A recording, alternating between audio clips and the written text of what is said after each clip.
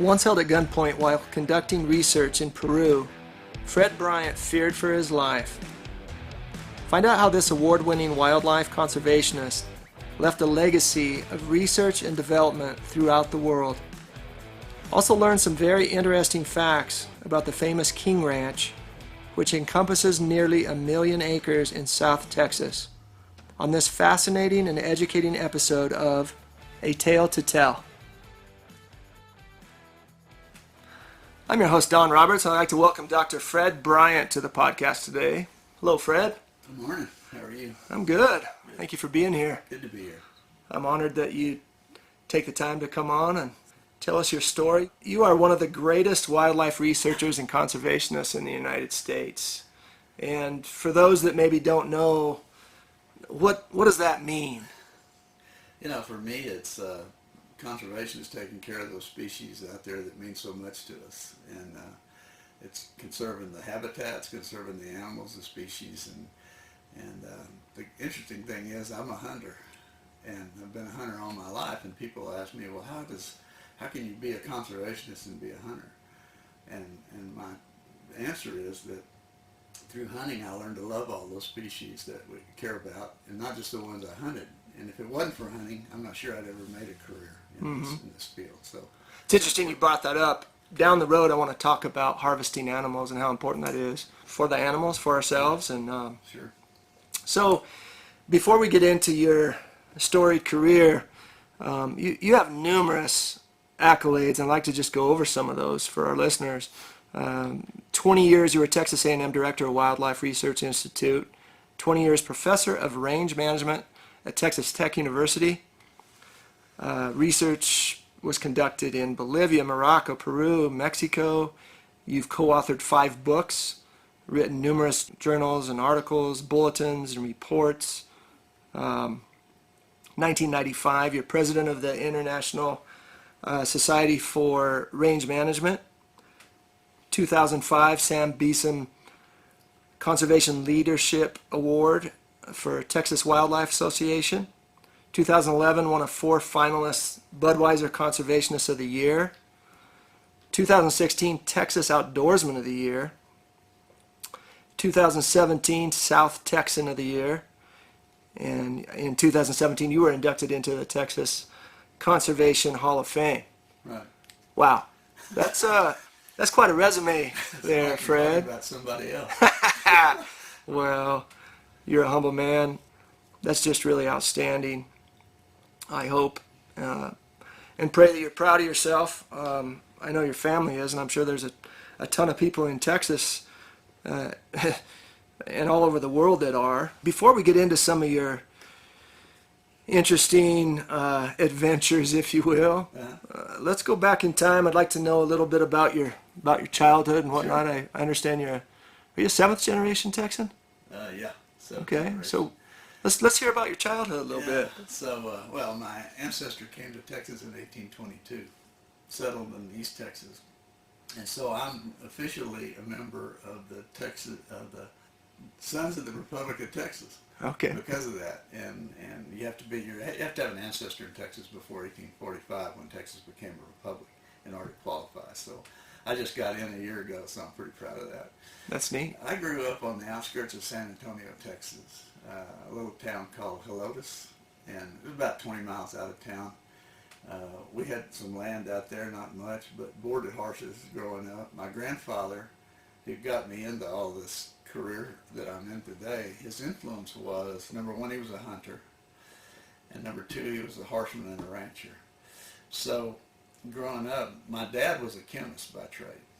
So my dad's influence was more the fact that you can do this in college. You can get a degree. Don't be scared of it, And in fact, I ended up with 3 degrees. So I kind of liked it once I got into the learning arena. But so I took after my grandfather and his passion for ranching, hunting, and those kind of things. And growing up, my brothers neither went to college. My dad did, and my mom never went to college. But I ended up going to Texas Tech University as an undergraduate on a football scholarship, of all things. What position did you play? I practiced a lot.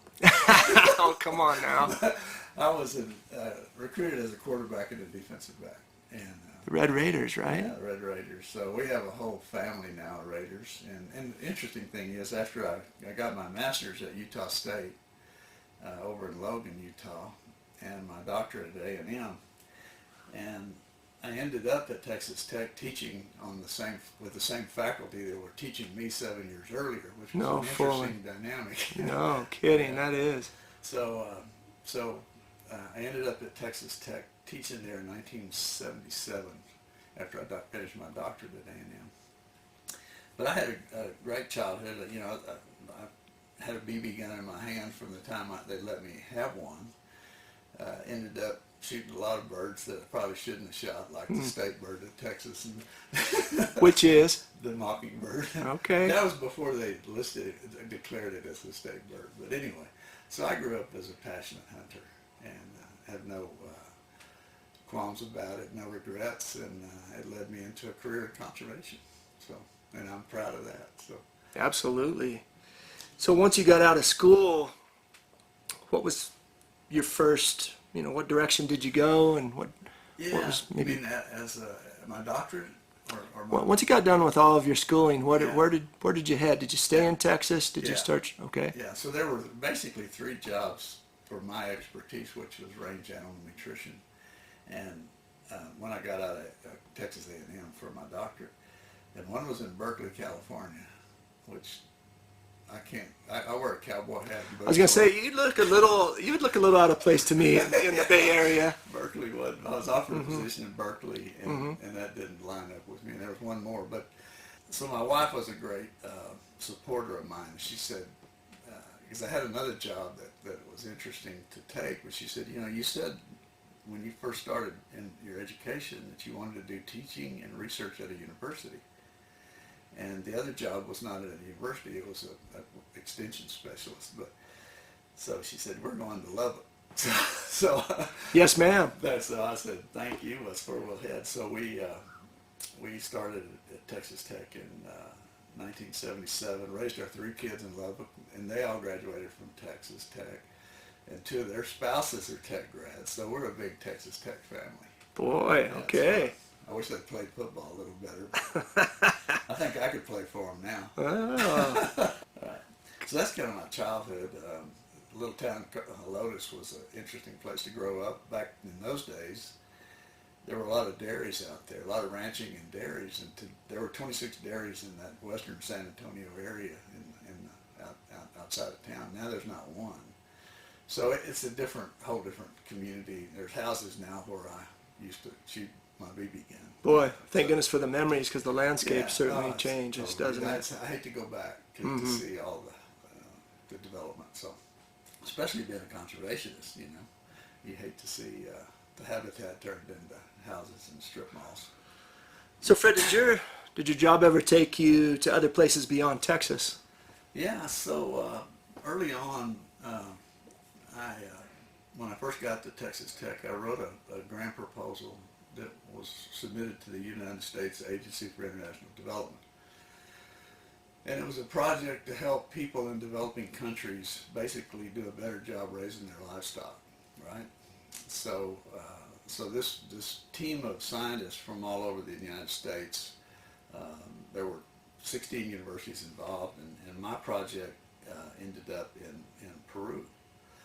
And I started there in 1979 with a project to help basically the poorest of the poor. And those would be the Indians, the Inca background natives in the high Andes. All our work was above 14,000 feet elevation. Oh my gosh. So it was pretty high. And the Andes are an interesting grassland. So they were raising llamas, alpacas, and sheep were their primary species. So this project took me there in 79, and one thing I thought, the first trip I made there was so fascinating. They were having their first election in 50 years, because they were run by dictators and socialists and communists and all kinds of people. Well, they had a democratic election in 79, and I landed and went to Lima, and I noticed the people all had a purple thumb. And I thought, what? And I asked my friend, who turned out to be one of my best Peruvian friends, I said, what are these people with purple thumbs about? He said, well, we just had an election, and if you voted, you dipped your thumb in indelible ink. So number one, they knew you voted, and who you couldn't vote again, right? And number two, they knew who didn't vote. You know, Interesting. So it's an embarrassing way to get people to vote. Sure. And to me, they should do that in the United States. That's the easiest way to put pressure on people to vote, number one, and know who did and who didn't. Seems pretty simple. Anyway, well, they had a pretty simple process, and it worked. So I started there in '79, and we set up some research stations up in the high Andes between Cusco, which is if you go to Machu Picchu, you would fly from Lima to Cusco, and then catch a train down to Machu Picchu. Well, our experiment stations that we set up were between Cusco and Puno, which is down on Lake Titicaca. So everything rocked along pretty well for the first few years, and then there was a Maoist group of terrorists that showed up and started training people. And they were actually trained in China, is the way I understand it, to be Maoist terrorists. So the last 3 years I was going to Peru, it was a Class A security risk for Americans. The other two were Colombia, Bogota, Colombia, and Kabul, Afghanistan, and Lima, Peru. Those were the three security risks, the highest security risks for Americans. So I was traveling to Peru at a time when I was hearing dynamite go off in the city and machine gun fire and things like that. You didn't have a bodyguard, so how nervous were you on those trips? You know, when I hear dynamite go off, you know, down the street from the hotel I'm staying in, it made me nervous. It was that close. Yeah, and I had a close call one night coming in late at the airport. They had a curfew, and if you were found on the streets after 10 p.m. to 6 a.m., they took you to jail because they thought you were a terrorist. So they were trying to clean the streets of anybody, and so my flight was late getting into Lima, and my Peruvian friend picked me up, and at the airport you'd get a pass from the police that says this guy just came in from the United States, he's okay, you know. So I had my pass, and I wasn't Peruvian, and so we're going from Lima, or the airport, to Lima, and there are two guys standing on the side of the road with machine guns, and they both had sweaters on like you're wearing. And so I asked my friend Arturo, I said, are these guys terrorists or police? And he said, I don't know, but if we don't stop, they're going to kill us either way. We have to stop. And you couldn't tell, they didn't have any markings of being police or terrorists or what.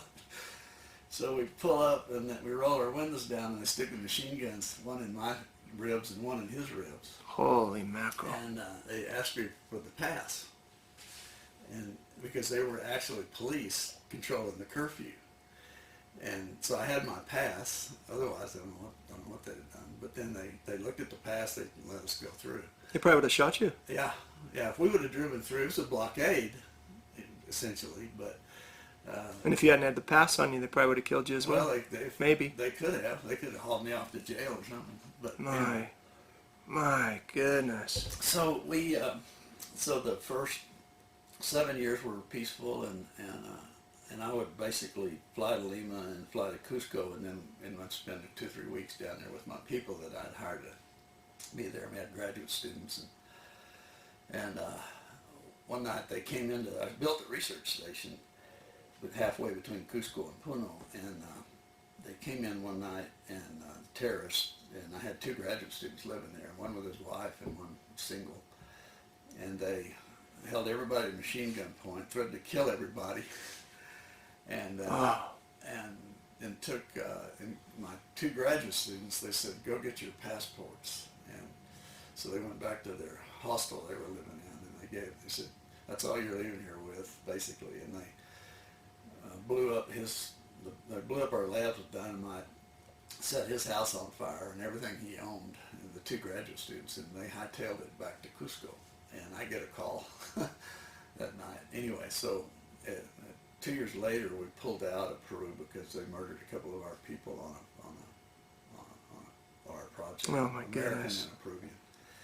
They shot him in the head and blew the Jeep up about 10 miles from our research station. So, oh my gosh, Fred. so we got run out of Peru by the terrorists. That was an interesting story. Yeah, that's not one that too many people have in their Ended up pocket. in Bolivia for 5 years. We just basically moved the project into Bolivia, and it was peaceful over there. And but So we believe, I think, we really helped those people understand how to raise their livestock, basically sheep, alpaca, llamas. The most interesting thing was that we found out that if you're going to help people develop knowledge about livestock, you don't send a man, you send a woman as your extension specialist, because the people who control the herds are women, not the men. The men sit around drinking, you know. Interesting. I did not know that. Yeah, well, we didn't either, you know, when we first got there. So we began to develop women extension specialists to work with the people who really control the livestock. It wasn't the men, it was the women. So I thought that was an interesting, you know, it was an interesting way to do business. But and we ended up developing a whole team of women extension specialists to help the women who really control the livestock. Yeah, and I don't know a ton about farming and ranching. I grew up over in the San Luis Valley, and as a youngster we had cattle and sheep, and not that my sisters didn't aid in that, but I have 3 older brothers, and they and my dad did the majority of the work. So just a different culture, right? Yeah, very sure. different culture. They were great. They were great people. I mean, the Peruvians were awesome. The culture's fascinating to me. Then we ended up in Bolivia. I had a project in Morocco for a couple of years. Got to visit Indonesia, Australia, and did some world traveling because of this project. And so that was a whole chapter in my life. Yeah. You know, with internationally. I also did a lot of work in Texas and So it's my understanding that you have some type of a connection with the King Ranch. And for those that don't know about the King Ranch, correct me if I'm wrong, it's not called King because it's giant, even though it is giant. It's just south of 1 million acres, correct? Right. 825,000? Right. Which my understanding is that's about 1,200 square miles. Ish. I'd have to do the math, but yeah, That's that what sounds about right. Bigger than Rhode Island. Yeah, bigger than the state of Rhode Island. Roughly 35, it's in 4 tracks, I believe, Right. but that's 35 miles by 35 miles if it was one piece of property, and it encompasses 4 counties, correct? Well, it's located in 4 Four counties, different yeah. counties. Yeah. It's mind-boggling to me. Yeah. I've never been there. It's a big place. Tell us, if you will, Sure. as much as you'd like to, Yeah. maybe, about the King Ranch and how, maybe a little history on it, and, Yeah. and how you were involved with it. Sure, that'd be fun. After I was at Texas Tech for 20 years, I told my wife, Janice, she's my biggest supporter and my best friend.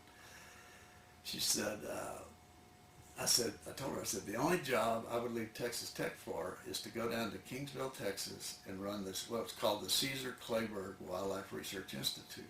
And it's a institute that does nothing but wildlife research, a master's and doctoral program. It's embedded at Texas A&M Kingsville. And it's a privately funded institute, which is a unique model. Not many privately funded programs at any public university. So all of our funding, all but 20%, came from private sources. And a lot of those sources were King Ranch family members. Kingsville is where the ranch started in 1853. So Captain King was a riverboat captain out of Alabama and ended up in Texas to support the war with Mexico in 1846. And I could go on for hours about it. It's the most fascinating ranch, the most iconic ranch in the world. And if most people, if they've only heard of one ranch, it'd be King Ranch. And so Captain King founded it in 1853. By the time he died in 1885 of liver cancer, he had grown it to 600,000 acres. His wife, Henrietta, who he married in Brownsville, Texas in 1854, she outlived him 25 years. So he died in 1885. she died in 1925. In those 40 years, she doubled the ranch. My goodness. So she got it to 1.2 million acres. Got to put it in the hands of a woman, Fred. Exactly. She was an amazing woman, and so at 1.2 million, and it was all located south of San Antonio, between San Antonio and Brownsville. Some of it on the coast, some of it inland, but totally big ranching country. Very difficult to ranch there because the droughts and rainfall's so unpredictable, but it's a tough place to ranch. But they made it work. Captain King actually, he knew nothing about ranching. He knew nothing about livestock. Not a thing. You and I know more than he does, or he did, because he ran. Well, you do. Yeah. Me, that's questionable. No, you said you had horses and cattle, so you know too. But so when he first founded the ranch in 1853, he knew he didn't know anything about it. And the smartest thing he ever did was not go to the eastern seaboard to find people to help him raise cattle. He knew that. He knew this was going to be a ranch. It's grassland, and it was great ranch. Looked good in 1853. So he goes into Mexico, and that had a terrible drought, and I think the little town was called Cruillas, and those people were basically starving to death. And he said, look, if you'll come up and help me run my ranch, and about 100 people moved from Cruillas, Mexico, up to his ranch, and they knew how to ranch in desert country. Smart. They weren't in Kentucky and Virginia. In that kind of rainfall, it's a different whole model. Different, yeah. But these people knew how to ranch in dry country and desert country, so they all came up. And to this day, there are still descendants of those people who came up and helped him start ranching in 1853 and 1854, which is another. And they were very loyal to Captain King. He took care of them and Mrs. King and the family ever since. So to me, that's a fascinating history of the ranch. That he just knew better than to go to, South Carolina and try to find people to help him ranch. He went to Mexico. That's very wise. Fred, what are some of the animals, I can only imagine, but just some of the different animals that they had on the ranch? Oh, gosh. So South Texas, interestingly enough, is one of the most diverse places in the United States. People don't realize that. I would have never guessed that. Now, the biodiversity is as high, it's higher than the Everglades. The only other place in the United States that you have higher biodiversity are what we call the Sky Islands in Arizona, where you have these levels of different habitats as you move up from desert to high mountain, right? So there's high biodiversity there because of the different habitats that animals can live in. But South Texas is the second most biodiverse area in the whole United States, and most people would have never guessed that. I would have never in a million years guessed that. There's a lot of reasons for that. One is you've got the coast. You're on the coast, the South Texas coast, from Corpus Christi down to Brownsville. So you get all the water birds that are migrating through. And we've done some studies on bird migration that'll just blow you away with the numbers of species that migrate through down all the way down into South America and back, right? So you've got a great migration. You're sitting in the middle of the greatest migration corridor of any place in North America on that Texas coast, on the South Texas coast, not Houston, not Galveston, but from Corpus Christi down to Brown, and all the way into Mexico and into South America. So you're sitting on a migration corridor of millions and millions of birds that migrate through there. 95% of all the redhead ducks in the United States winter on the Texas coast. 95% of the redheads, if anybody knows anything about redhead ducks. And so you've got waterfowl, wetland birds. We've done some fascinating studies on those species. Reddish egrets, for example. I just think about some of these things. I don't mean to interrupt you. Is a merganser considered a redheaded duck? No, merganser's a different duck. Okay. Yeah, a redhead is, there's different species. Okay. Mergansers eat fish. Redheads eat they graze on the roots of plants that grow at the bottom of the shallow beds of South Texas. But reddish egrets, for example, we did a study on them, and everybody thought they wintered, they spent their whole life on the Texas coast. Well, when we got some radio collars on reddish egrets, we were finding them in South America and Colombia. I mean, people, they just didn't know, So you got the Texas coast, and as you move inland, you're going from basically 30 inches of rainfall, and you get to the Rio Grande River, just 120 miles to the west, and you're down to 12 inches of rainfall. So you've got this huge gradient of high rainfall to desert, and all the habitats in between there that can support a lot of different species. So, and the biodiversity of the soil types which creates plant diversity, which creates animal diversity, is pretty remarkable from the Texas coast as you get all the way into the Rio Grande River. So you've got soils, habitats that are different, plant species that are different as you move in from the coast inland, which creates this great biodiversity that nobody knows about. Yeah. The greatest birders in the world go to South Texas. That's where they go to bird. There's about 460 species of birds that either migrate through or are full-time residents of South Texas. So that's quite an array of birds. There's over 2,000 plant species in South Texas. 2,000. My gosh. Yeah. Anyway. Now, how about as far as land animals? I'd like to talk about land animals as well as water. White-tailed deer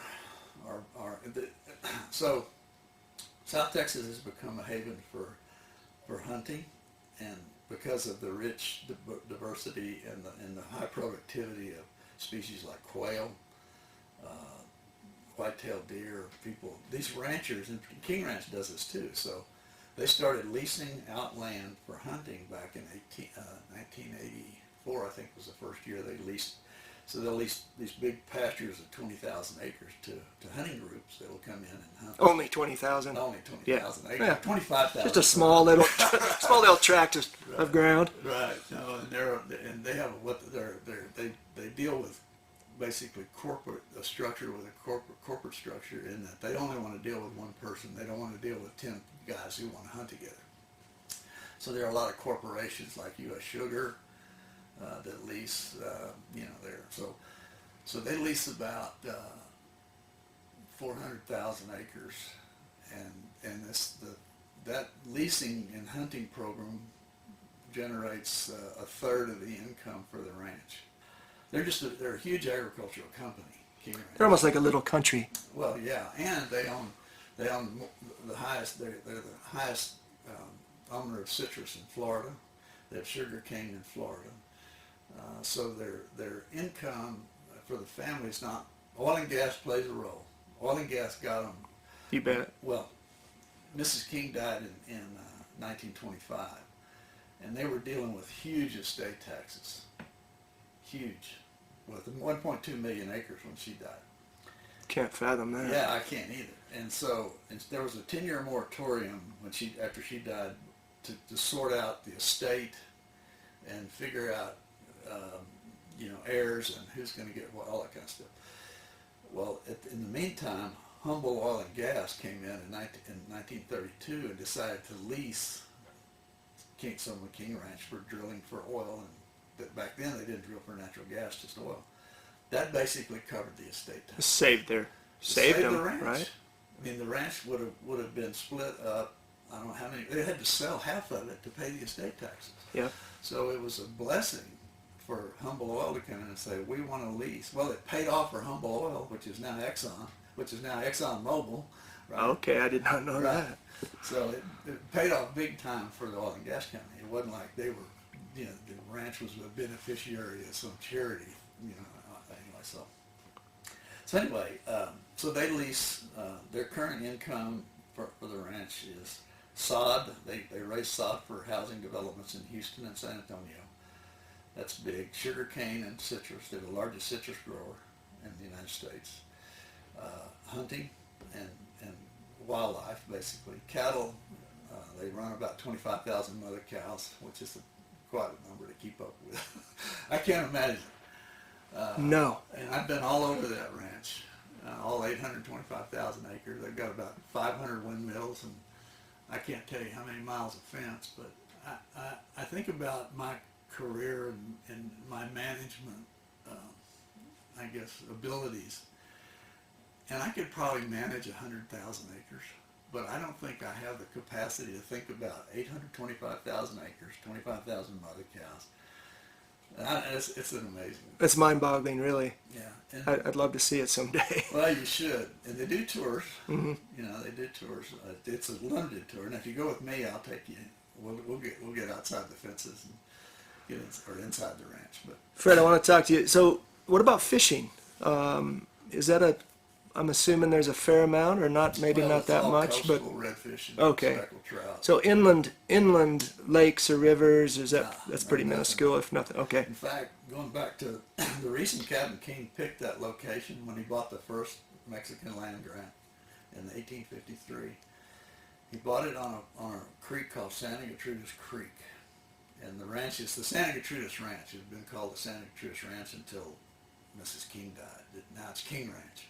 And the people that drive King Ranch pickups may not know it, but there is a ranch that carries that name, King Ranch. Yeah, it's not just a Ford product, right? No, they do, and they do pretty well on the royalties on the pickups. But Santa Gertrudis Creek is when Captain King decided to ranch there, it's the only live water between there and the Rio Grande River. So, and there's no fish to speak of in there. It's not. That's a lot of dirt.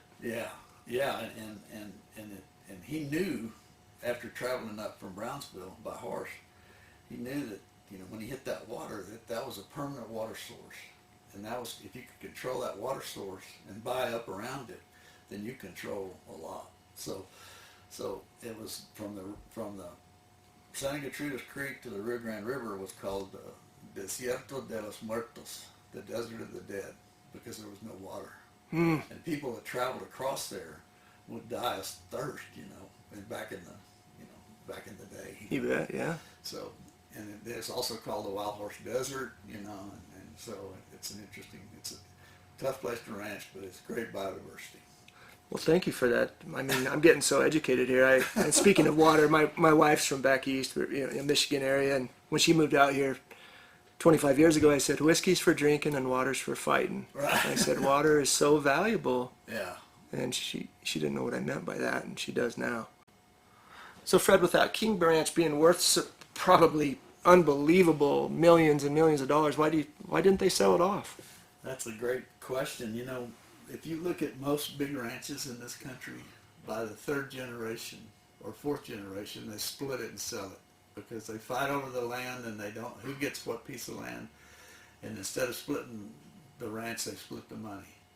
And then somebody else divides the ranch. And that's happening all across this country with large ownership. This family, they are now into, the fifth generation is my age. I'm 72.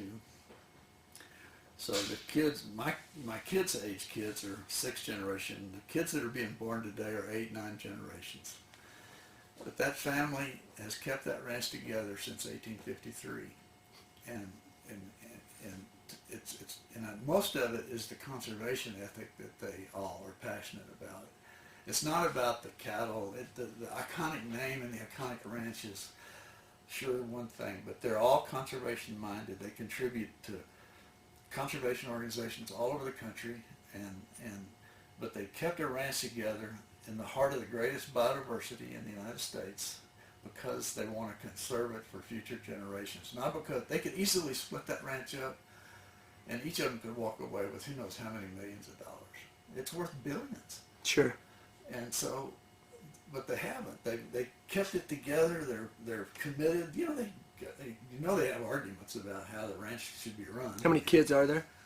Well, let's see, their fifth generation, there's about 40 of them.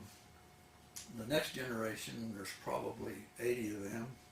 So all total, when Mrs. King died, they set up a family corporation, and everybody the heirs have stock in that corporation. It's a private corporation. You can't buy into it. Don, I know you'd like to buy into it. No, I'm glad. Not that I could, but I think that's great that nobody can. It's a private company, and only the heirs are shareholders, and they have so many shares depending on how close they were to Captain King and Mrs. There's one lady named Helenita Clayburg who's she's 96, and so her shares will go to her descendants, and she had 5 kids. If you had another descendant that only had 1 kid, well, they got more shares, so that's how the stocks are divided up. But the fact remains that that family is committed to keeping a ranch together. It's number one of the most famous ranches in the world. They used to have ranch land in Argentina and Australia. There were 12 million acres at one time. 12 million acres? In the 1950s, they got to 12 million acres worldwide. They had 10 million acres in Australia alone. Morocco, Spain. Unbelievable. The only Texas horse to ever win the Triple Crown is a King Ranch horse named Assault. So they had Argentina, Brazil. They were a worldwide ranching company. It's a fascinating thing. But they're down to the 825,000 acres in Texas, plus probably have 30,000 or so acres in Florida with citrus and sugar cane. They used to have cotton in Arizona. They got rid of that. But anyway, they kept the ranch together. It was pretty special, and they're all conservation-minded people. And I'm glad you asked me to talk about that, because I think it's important for people to know. They're not just land barons that want to make money. They are conservationists at heart. Yeah, amen. glad to hear it. Hopefully it'll never go anywhere. I hope not. Yeah. You need to see it one day. I hope so. Fred, help us all understand why it's so important, why hunting and fishing are so important. And it's not just this masculine, I want to go kill something and I want to prove that I can do this. And talk to us about harvesting animals and what a role that plays. Yeah. Well, if it weren't for hunters, there wouldn't be any wildlife in this country. If you go back to Teddy Roosevelt and his friends that formed the Boone and Crockett Club in 1885, it was hunters. It wasn't non-hunters. It wasn't anti-hunters. It was hunters who said, we're going to protect wildlife in this country. And we're going to set up wildlife refuges, which Roosevelt was one of the first to set up one in Florida. We're going to write about protecting and conserving habitat and land and wildlife, not because we want to kill them. We want to conserve them because we have this conservation ethic about us, because we're hunters. That was what I tried to get across to you early on when you were asking me about that. All the wildlife, they were the ones that moved bison out of Yellowstone and started repopulating an elk out of Yellowstone into Colorado. There wouldn't be any elk in Colorado today, except they moved them from Yellowstone here in like 1915 to replenish populations that were killed out. They were killed out because of meat hunting, market hunting, not because of sport hunting and people today like me that go hunting. They were killed because the miners needed meat. Mm-hmm. These guys up here at Silverton and everywhere else that needed to eat something, they were supplied meat with deer and elk. Well, they wiped out the elk in Colorado, and up into by 1900, I think. So hunters were the ones that brought elk into Colorado and repopulated it. And so there's million stories where Rocky Mountain Elk Foundation does more to conserve habitat than any other group, and I was on their board for 10 years. I get passionate about this because I think people misjudge the whole hunting population. I know they do. I know they do too. Yeah. I mean, I grew up hunting, kind of like yourself. I had a BB gun when I was, knee high, and a .22, and then, a deer rifle, an elk rifle, and shotgun, and bird hunted and whatnot. And like a lot of things, if we don't have the education in something, then we have that lack of knowledge, and we jump to conclusions. Sure. And I know even friends of mine and family and whatnot that I think have the wrong idea about hunting. And obviously there's going to always be those few that maybe all they do care about is killing the animal. Yeah, but there probably are, but I think it's a really, really small minority of the hunting. I do too. The people that support the Ducks Unlimited and Rocky, you look at all the conservation groups in this country that really do amazing things for wetlands, protecting wetlands. Ducks Unlimited for 80, 100 years has been buying up wetlands to protect them for waterfowl. And that includes other wetland birds. It doesn't just affect ducks that they like to hunt. It affects you know. Yeah, it's preservation, right? Yeah, it's preserving the land. Yeah. It's educating people Yeah. from the time they're young. Yeah. I know Ducks Unlimited does a fabulous job of doing that with little shavers, and helping them understand. There's probably 20 or 30 conservation organizations that they're focused around an animal that people love to hunt: elk, mule deer, ducks, quail, you know. But the end result is that they end up protecting the habitat for species that aren't hunted, that everybody else cares about, that are not hunters, you know. And It's a win-win. Huh? It's a win-win. Yeah, it is. And if they get more credit, there wouldn't be a Colorado Parks and Wildlife Department if it wasn't for the license fees paid by hunters. Who's going to pay for that? Exactly. It's not the anti-hunters. Exactly. I guarantee you, they're not going to pay for the support of management of all the wildlife in parks in this state. I get aggravated. Well, as you should. I mean, you've dedicated your whole life to this. You understand it arguably better than maybe anybody in the United States. Oh, and so it's been a fun career, I'll say that. What's been the most significant achievement in your career? If you had to pick one. There's probably 5 different things. I couldn't name one, but all the graduate students that we've trained, that personally have had I've got doctoral students that are teaching at universities across the country, and master's students that are working for the U.S. Forest Service and the BLM and the state of New Mexico, and not only my students, but the ones that we trained when I was at Texas Tech and the ones we trained when I was at the Cesar Claiborne Wildlife Research Institute. There are 4 of our former graduates that are working out of the Santa Fe office for New Mexico Game and Fish right now. I mean, to see those kids who came in with, you know, big eyes and wanting to do things have had an effect on conservation at a national and global scale. It's heartwarming, and it's really cool. That's powerful. So I'd say that, you know, to create a whole new generation of wildlife biologists and conservationists that are out there doing great things for wildlife, whether they're in Florida or Colorado or California. And we've had an impact on those. Me personally, maybe, but at least people that work for me. I had 20 scientists that worked for me at Kingsville. So, and we trained masters and doctoral students, and did work on black bears in Mexico and ocelots, the endangered ocelot. We're the center of the universe when it comes to knowledge about endangered ocelots. So endangered species work we've done, and species that are not hunted, and so we have a big impact. I think my 10 years with the Rocky Mountain Elk Foundation was very important in my career, because I got to be a part of a national organization and a national board that did some great things for conservation of habitat and migration corridors, and not just for elk, but for other species. People don't realize what you're doing for elk, you're doing for a lot deer of species. And other Grouse, animals, right? You know, blue grouse, and sure. I'll name something. I've been actively involved in the Boone and Crockett Club since '97, and that's been a real rewarding part of my career. So I would say if those 3 things, training graduate students and getting them out into their love, they come there with a love of wildlife and habitat, and they want to do something good, and to see them succeed and to see them do great things. One of our students is managing the Florida Panther program in Florida. I mean, that's a big deal. Yeah. I mean, Florida Panthers have been brought back from extinction, and our student has had we've had more than one over there.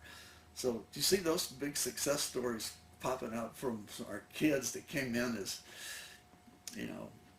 22-year-old kids that wanted to get a master's, or 26 that wanted to get a doctorate, So anyway, that's been a reward for me. Taking my grandkids hunting has been fun too. Oh my gosh, I can only imagine. Thanks again, Fred. All right, good to talk to you. Good talking to you. I appreciate you. You bet. This podcast is brought to you by the popular books Wellness Toolbox 1 and 2. These books are available on Amazon as well as at local Durango, Colorado merchants. Purchase your copies today.